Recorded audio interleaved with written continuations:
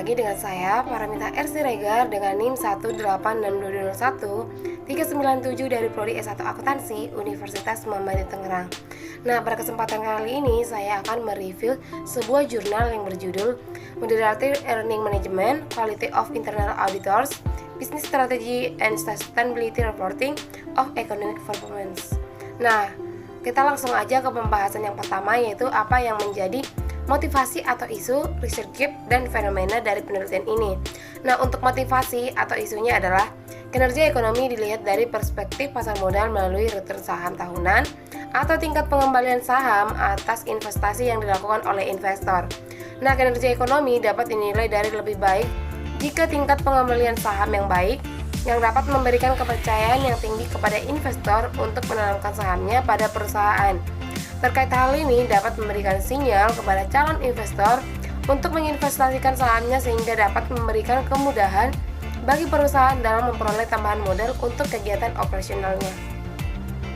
Untuk research gap, yaitu menurut Rosnidah tahun 2013 menyatakan bahwa sebagai internal perusahaan, maka beberapa kegiatan dalam proses audit yang dilakukan mungkin lebih berpihak pada manfaat yang diperoleh perusahaan yang memungkinkannya untuk menutupi kegiatan perusahaan yang tidak menguntungkan, sehingga dapat disimpulkan bahwa kualitas auditor internal yang baik akan menggambarkan kinerja ekonomi di perusahaan yang akan baik. Hal ini dapat dilihat dari laporan keuangan yang telah diaudit oleh auditor independen, tidak lepas dari kontribusi auditor internal. Nah, laporan keuangan adalah salah satu sarana informasi untuk menilai kesehatan atau kegagalan perusahaan. Laporan keuangan yang diaudit ini akan memberikan kepercayaan tambahan kepada investor dan calon investor bahwa laporan keuangan yang disajikan sesuai dengan standar yang berlaku umum. Jadi, auditor, khususnya auditor internal, harus menunjukkan kualitasnya dalam melaksanakan proses audit dan kualitasnya sebagai auditor.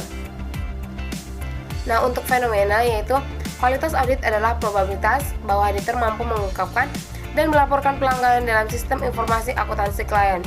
Namun, kualitas auditor internal masih menjadi sorotan karena auditor internal berada dalam organisasi dan dibayar oleh organisasi sehingga independensi auditor internal sekarang masih diragukan.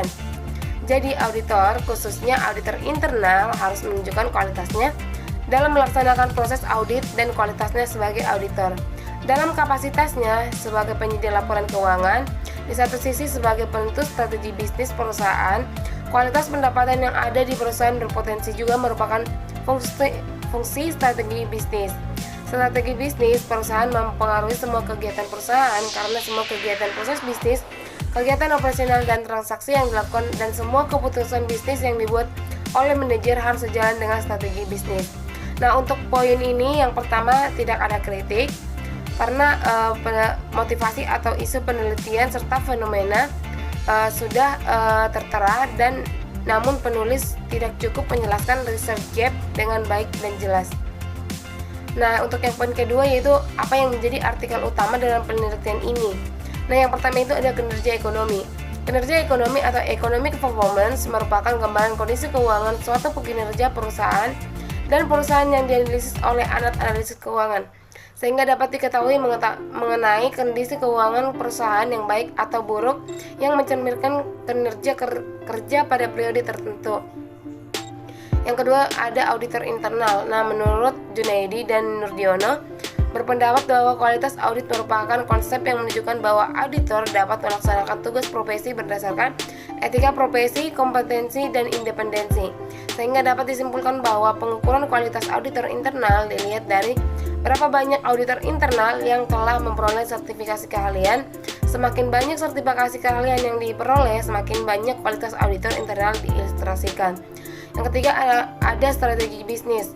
Nah, menurut Arif Tiara dan kawan-kawan, strategi bisnis perusahaan mempengaruhi semua kegiatan perusahaan karena semua kegiatan proses bisnis, kegiatan operasional dan transaksi yang dilakukan dan semua keputusan bisnis yang dibuat oleh manajer harus sejalan dengan strategi bisnis. Nah, untuk kritiknya tidak ada kritik untuk poin ini karena penulis sudah cukup dalam menjelaskan artikel-artikel yang menjadi referensi dalam penelitian ini. Nah, untuk poin yang ketiga yaitu kebaruan atau novelty dari penelitian ini. Penelitian tentang faktor-faktor yang mempengaruhi kinerja ekonomi mulai dilakukan oleh banyak peneliti. Pembaruan penelitian yang dilakukan salah satunya dengan menggunakan unsur manajemen pendapatan sebagai variabel moderasi. Menurut Sulistianto tahun 2008, manajemen pendapatan didefinisikan sebagai upaya manajer perusahaan untuk menafsirkan atau mempengaruhi informasi dalam laporan keuangan dengan tujuan mengelabui pemangku kepentingan yang ingin mengetahui kinerja dan kondisi keuangan. Tindakan manajemen pendapatan sebenarnya didasarkan pada berbagai tujuan dan tujuan yang terkandung di dalamnya. Artinya tindakan manajemen pendapatan yang dilakukan mengandung motivasi tertentu, karena tingkat keuntungan atau keuntungan yang diperoleh sering dikaitkan dengan kinerja manajemen. Oleh karena itu, manajemen sering mengambil tindakan agar laporan keuangan yang disajikan terlihat bagus dengan metode manajemen pendapatan. Nah, untuk kritiknya tidak ada karena peneliti sudah cukup menjelaskan secara jelas novelty penelitiannya. Nah, untuk yang keempat, apa yang menjadi research question atau perumusan masalah dari penelitian ini? Nah, di sini kita bisa melihat ya, mulai dari H1 yaitu apakah pengaruh kualitas auditor internal terhadap kinerja ekonomi, sampai dengan H7 yaitu apakah pengaruh pelaporan keberlanjutan terhadap kinerja ekonomi dengan manajemen penghasilan sebagai moderasi variabel moderasi. Nah, untuk bagian ini tidak ada kritik, peneliti sudah cukup jelas untuk menjelaskan perumusan masalah dalam penelitian ini yang dapat membantu pembaca mengetahui perumusan masalah dalam penelitian ini. Nah, untuk yang kelima, apa tujuan dari penelitian ini? Yang pertama itu ada untuk mengetahui apakah pengaruh kualitas auditor internal terhadap kinerja ekonomi. Yang kedua itu ada untuk mengetahui apakah pengaruh strategi bisnis terhadap kinerja ekonomi. Nah, untuk yang ketiga itu apakah pengaruh pelaporan keberlanjutan terhadap kinerja ekonomi. Nah, untuk yang keempat itu untuk mengetahui apakah pengaruh manajemen penghasilan terhadap kinerja ekonomi. Nah, untuk yang kelima itu untuk mengetahui apakah pengaruh kualitas auditor internal terhadap kinerja ekonomi dengan manajemen penghasilan sebagai variabel moderasi. Nah, untuk yang keenam itu untuk mengetahui apakah pengaruh strategi bisnis terhadap kinerja ekonomi dengan manajemen penghasilan sebagai variabel moderasi. Nah, untuk yang ketujuh itu untuk mengetahui apakah pengaruh pelaporan keberlanjutan terhadap kinerja ekonomi dengan manajemen penghasilan sebagai variabel moderasi. Nah, untuk poin yang kelima ini tidak ada kritik karena peneliti mengkonsepkan secara implisit tujuan penelitiannya dalam hipotesis penelitian. Seharusnya antara tujuan dan hipotesis dibuat dalam bagian yang berbeda atau terpisah. Nah, untuk yang keenam, apakah kontribusi dari penelitian ini? Nah, penelitian tentang strategi bisnis umumnya tentang efek strategi bisnis terhadap penghindaran pajak, seperti penelitian yang dilakukan oleh Arif Tiara dan kawan-kawan pada tahun 2013. Studi ini menggunakan dua jenis strategi bisnis, yaitu prospektor dan pembela tipologi Mills dan Snow. Prospektor adalah perusahaan yang berkomitmen untuk inovasi dan mencari peluang pasar baru. Menurut Widyasari Harindah Yani dan Rudia Warni tahun 2017. Defender berfokus pada efisiensi produksi dan distribusi barang atau jasa. Mereka mempertahankan pasar saat ini daripada mencari peluang pasar baru. Nah, Defender berfokus pada efisiensi dan bukan pada inovasi. Defender memiliki motivasi untuk mempertahankan reputasinya sebagai perusahaan yang stabil, yang cenderung memenuhi ekspektasi investor. Sementara Prospektor cenderung memprioritaskan kepentingan mereka dalam berinovasi dan mencari peluang besar baru, sehingga pemenuhan ekspektasi investor yang lebih rendah. Nah, untuk kritiknya, peneliti belum menjelaskan secara spesifik terkait kontribusi penelitian ini. Peneliti hanya menuliskan secara implisit mengenai kontribusi penelitian. Seharusnya peneliti menjelaskan lebih spesifik lagi. Nah, untuk yang ketujuh, apakah grand teori yang digunakan dalam penelitian ini? Nah, grand teori yang digunakan dalam penelitian ini ada dua, yaitu teori penata layanan. Yaitu teori penata layanan ini menyatakan bahwa tidak ada hubungan antara masalah umum yang terjadi dengan motivasi manajemen. Mengingat tidak adanya masalah motivasi internal di kalangan eksekutif, pertanyaannya adalah seberapa jauh eksekutif dapat mencapai kinerja perusahaan yang baik yang mereka cita-citakan. Dengan demikian, teori penata layanan terjadi karena ada perbedaan kinerja yang timbul dari situasi struktural di mana manajemen eksekutif memfasilitasi tindakan yang efektif. Yang kedua ada teori akuntansi, yaitu teori ini dirintis oleh Watts dan Zimmerman tahun 1989 yang menjelaskan bahwa faktor ekonomi tertentu dapat dikaitkan dengan perilaku manajer atau membuat laporan keuangan. Ada 3 hipotesis spesifik Yang paling sering diuji adalah hipotesis rencana bonus, hipotesis utang atau ekuitas, dan hipotesis biaya politikal. Nah, untuk bagian ini tidak ada kritik pada poin ini karena peneliti sudah cukup dalam menjelaskan grand teori yang digunakan dalam penelitian ini. Nah, untuk poin yang ke-8 yaitu jelaskan keterkaitan grand teori yang digunakan dengan penelitian yang sedang dilakukan. Nah, untuk yang pertama yaitu keterkaitan grand teori penata layanan. Teori penata layanan ini menyatakan bahwa tidak ada hubungan antara masalah umum yang terjadi dengan motivasi manajemen. Mengingat tidak adanya masalah motivasi internal di kalangan eksekutif, pertanyaannya adalah seberapa jauh eksekutif dapat mencapai kinerja perusahaan yang baik yang mereka cita-citakan. Dengan demikian, teori penata layanan terjadi karena ada perbedaan kinerja yang timbul dari situasi struktural di mana manajemen eksekutif memfasilitasi tindakan yang efektif. Yang kedua itu adalah teori akuntansi positif. Nah, hubungan dari teori akuntansi positif dengan kinerja ekonomi terletak pada sikap manajemen yang berusaha menggunakan kemampuan, pengetahuan akuntansi, kebijakan akuntansi untuk menentukan kinerja ekonomi yang akan terjadi di masa depan berdasarkan 3 hipotesis dalam teori akuntansi positif. Nah, untuk bagian ini tidak ada kritik karena peneliti sudah cukup menjelaskan tentang keterkaitan grand teori dalam penelitian ini. Nah, yang ke-9 itu buatlah gambar kerangka konseptual. Nah, di sini kita bisa melihat gambar kerangka konseptual yang terdiri dari economic performance sebagai Y dan hubungannya dengan quality of internal auditor sebagai X1, business strategy sebagai S2, dan sustainability reporting sebagai X3. Nah, untuk bagian ini peneliti tidak menggambarkan kerangka konseptual dengan jelas. Variabel dikenali secara implisit. Kerangka konseptual di atas adalah hasil dari penilaian oleh reviewer. Nah, untuk yang ke-10, apakah hipotesis penelitiannya? Nah, untuk H1 itu kualitas auditor internal terdampak positif terhadap kinerja ekonomi. H2 itu strategi bisnis berdampak positif terhadap kinerja ekonomi. Untuk H3, pelaporan keberlanjutan berdampak positif terhadap kinerja ekonomi. Untuk H4, manajemen penghasilan memiliki efek negatif pada kinerja ekonomi. Untuk H5-nya, manajemen penghasilan memiliki efek negatif pada hubungan kualitas auditor internal dengan kerja ekonomi.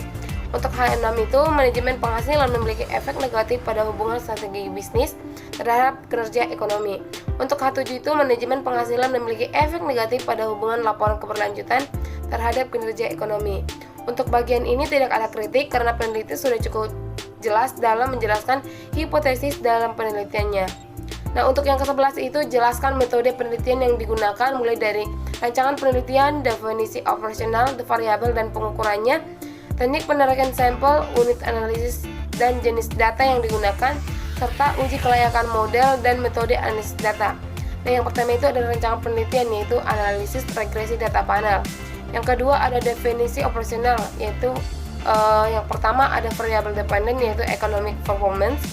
Yang kedua itu ada variabel independen yaitu kualitas auditor internal, strategi bisnis, dan pelaporan keberlanjutan terhadap kinerja ekonomi. Nah, untuk bagian ini tidak ada kritik untuk poin ini karena peneliti sudah cukup dalam menjelaskan rancangan penelitian dan definisi operasional variabel. Nah, yang ketiga ada teknik penarikan sampel. Nah, teknik sampling yang digunakan adalah non-probability sampling dengan metode purposive sampling. Teknik pengumpulan data yang dilakukan dengan metode dokumentasi yaitu dengan merekam atau mengumpulkan data yang tertera di perusahaan indeks Kompas 100 yang diakses melalui www.idx.com dan website resmi masing-masing perusahaan yang diambil sampelnya. Nah, untuk bagian ini tidak ada kritik karena peneliti sudah cukup menjelaskan teknik penarikan sampel secara eksplisit. Untuk selanjutnya yaitu unit analisis. Nah, analisis data yang dilakukan dengan menggunakan regresi data panel. Alat analisis yang digunakan adalah aplikasi eViews versi 9.0. Untuk kritiknya, peneliti sudah menjelaskan unit analisis secara eksplisit. Nah, untuk jenis data diambil dengan metode dokumentasi, yaitu dengan merekam atau mengumpulkan data yang tertera di perusahaan indeks Kompas 100 yang diakses melalui www.idx.com dan website resmi masing-masing perusahaan yang diambil sampelnya. Untuk kritiknya tidak ada karena peneliti sudah menjelaskan jenis data secara eksplisit.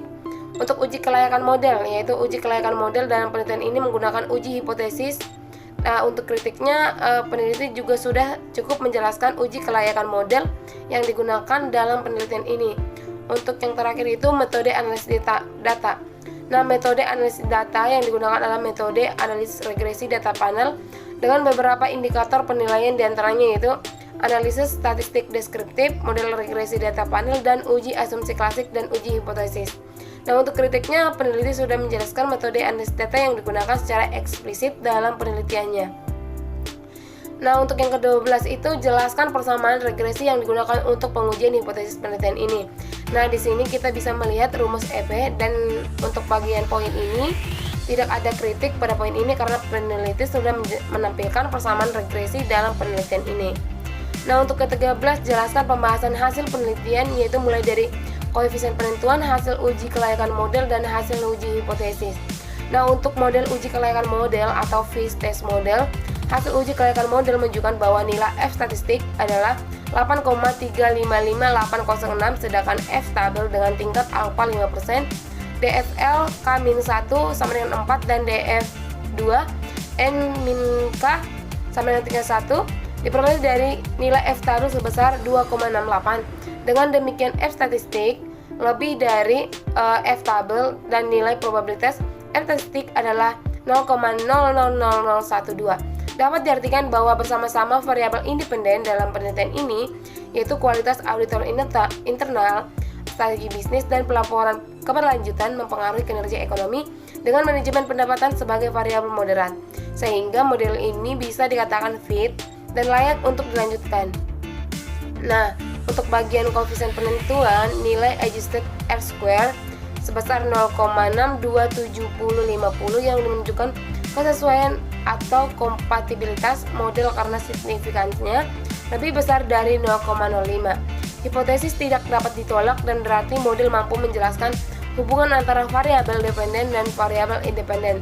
Artinya, perubahan naik turunnya kinerja ekonomi atau EP dapat dijelaskan oleh kualitas auditor internal, strategi bisnis, dan pelaporan keberlanjutan dengan manajemen pendapatan sebagai variabel moderat sebesar 62,70%, sedangkan 37,3% sisanya dijelaskan oleh variabel lain di luar model penelitian. Nah, yang ketiga itu ada uji hipotesis atau TST. Nah, di sini kita bisa melihat tabel pengujian signifikansi parsial atau t-test yang digunakan untuk menentukan efek variabel independen pada variabel dependen. Nah, berdasarkan hasil uji T di atas menunjukkan bahwa kualitas auditor internal atau IAQ memiliki pengaruh terhadap kinerja ekonomi, sedangkan strategi bisnis atau BS tidak berpengaruh terhadap kinerja ekonomi dan pelaporan keberlanjutan atau SR tidak berpengaruh terhadap kinerja ekonomi. Nah, untuk bagian ini tidak ada kritik karena peneliti sudah menampilkan hasil penelitian dalam penelitian ini. Selanjutnya, apakah yang menjadi simpulan, keterbatasan, dan implikasi dari penelitian ini?